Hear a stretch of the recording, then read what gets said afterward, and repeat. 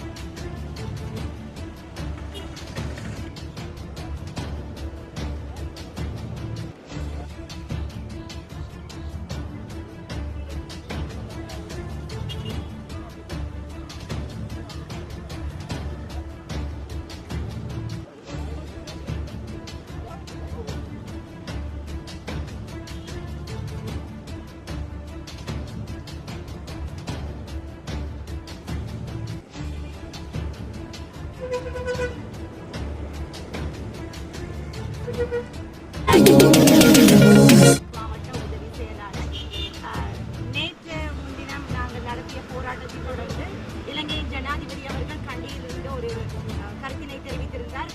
கல்வி சேவையினை அத்தியாவசிய சேவையாக மாற்றுவோம் என்று அந்த கருத்தை நாங்கள் வன்மையாக கண்டிக்கின்றோம். அது மட்டுமல்லாது கல்வித்துறையில் காணப்படுகின்ற பல்வேறு பிரச்சனைகளுக்கு அவர் எந்த தீர்வையும் வழங்காது தன்னுடைய அதிகாரத்தை பயன்படுத்திக் கொண்டு இவ்வாறான செயற்பாடுகளை முன்னெடுப்பதையும் இலங்கை ஆசிரியர் சங்கம் வன்மையாக கண்டிக்கின்றது.